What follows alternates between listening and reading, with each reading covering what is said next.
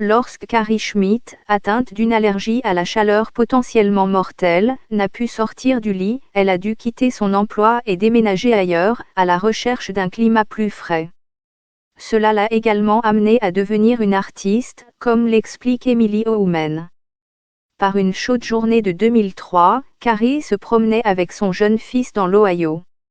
Alors qu'il explorait les lieux, elle a commencé à se sentir mal et ses jambes ont commencé à enfler. Comme elles avaient presque triplé de taille, elle a appelé les services d'urgence et a été emmenée d'urgence à l'hôpital pour un choc anaphylactique.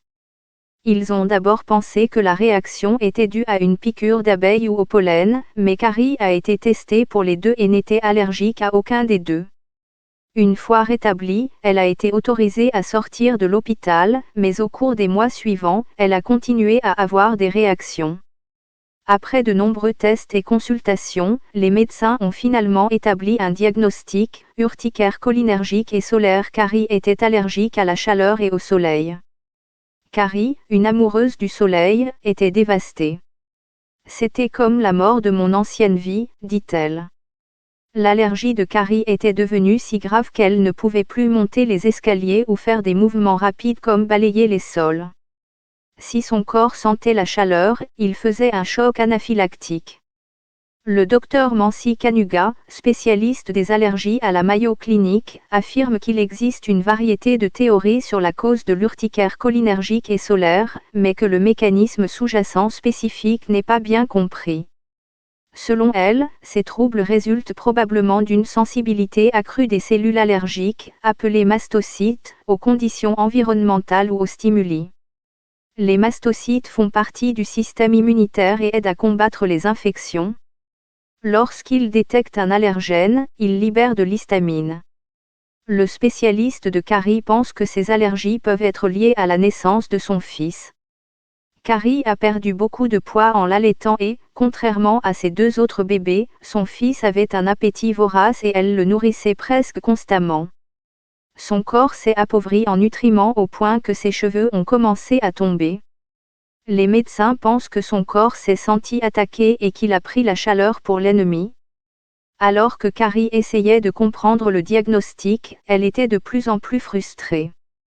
Le seul endroit sûr pour elle était son lit, qu'elle n'a pas pu quitter pendant des mois.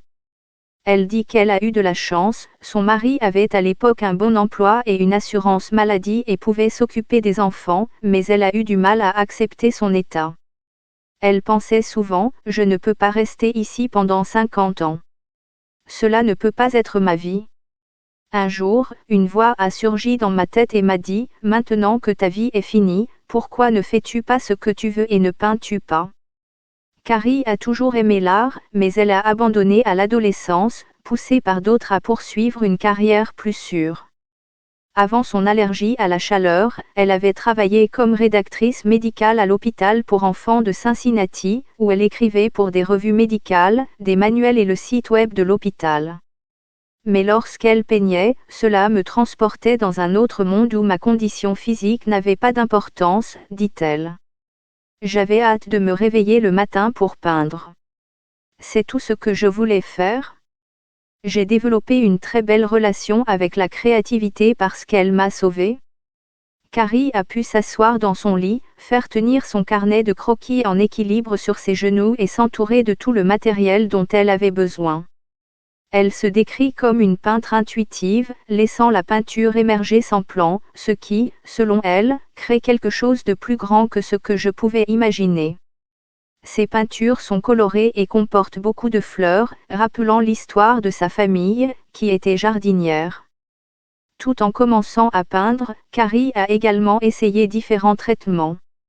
L'urticaire cholinergique et solaire est souvent prise en charge en minimisant les expositions aux déclencheurs tels que les bains chauds et la lumière directe du soleil. Les antihistaminiques peuvent également être utiles pour réduire les démangeaisons et l'urticaire.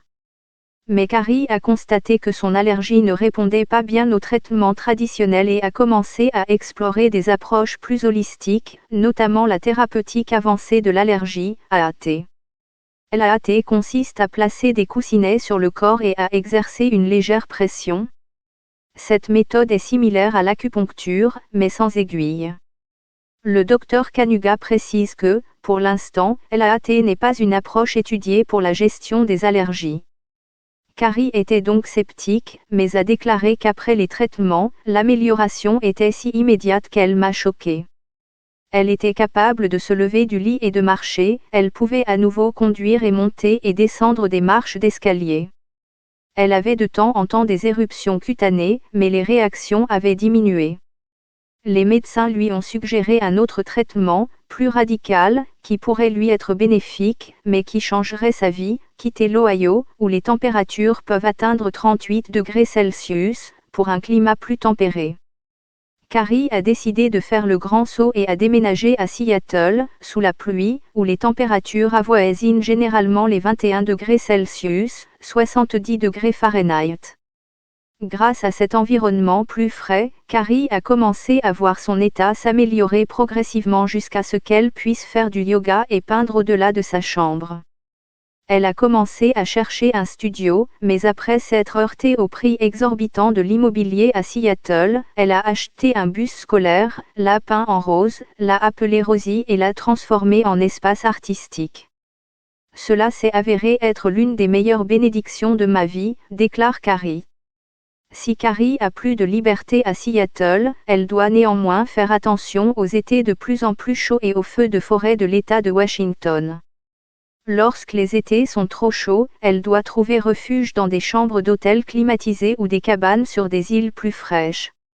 Elle admet que la gestion de son état est parfois difficile. Elle ne peut pas assister aux matchs de sport de ses enfants lorsqu'il fait trop chaud et elle compte sur sa famille pour l'aider à faire les courses et les tâches ménagères qui nécessitent trop de mouvement. Mais il y a aussi des points positifs.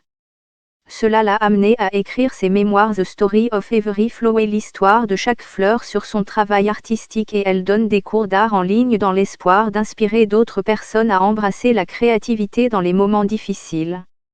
J'ai l'impression qu'elle peut être votre allié, votre ami ou votre bien-aimé, dit-elle. Elle est toujours là.